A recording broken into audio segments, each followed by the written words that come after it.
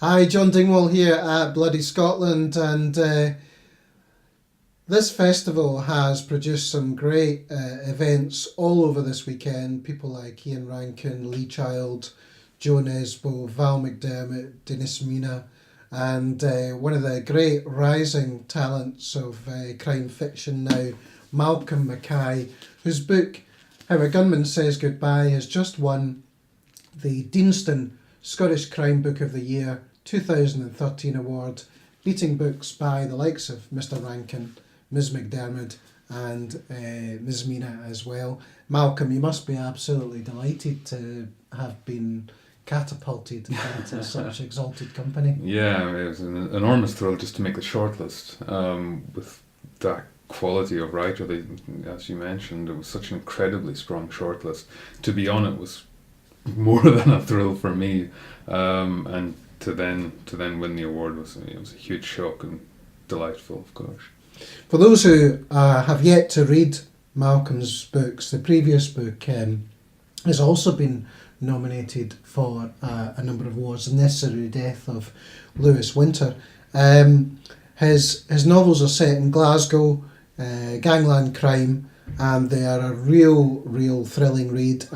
You can't put the books down, and he is genuinely one of the big stars of Scottish crime fiction writing in the making.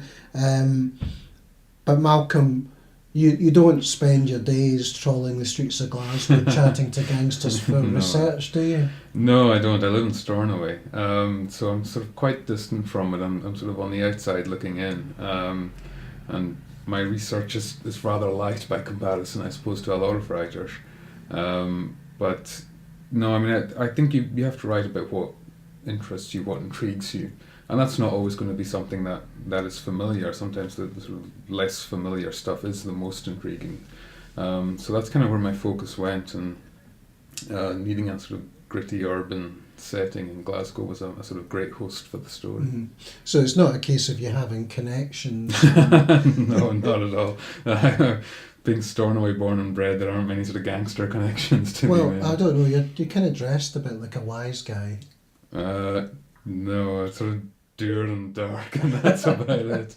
Now, one of your characters who's working his way through the novels is an ageing hitman with in this book he's just had a hip replacement and is coming back to the day job, as it were.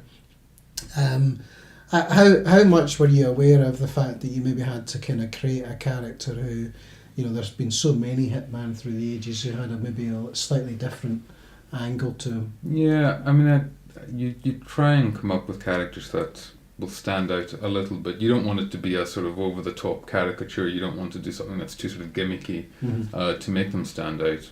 But you need to try and come up with a character that hopefully is sort of rounded enough and human enough that people will be interested in them. And even though they are doing terrible things, you hope that people will see some good in them and sort of maybe sympathise just a tiny little bit with some of the predicaments they find themselves in. But you try and come up with a character that is unique to your story, but also as plausible as possible. Now, Ian Rankin brought back Rebus for Standing in Another Man's Grave.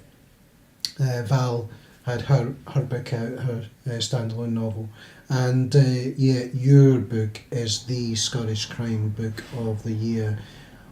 How does that feel in terms of where your career is heading? What do you see for your future? I mean, it's still so early. The first book only came out 8-9 months ago, so it's still all an incredibly sort of new experience for me, and this award's so unexpected.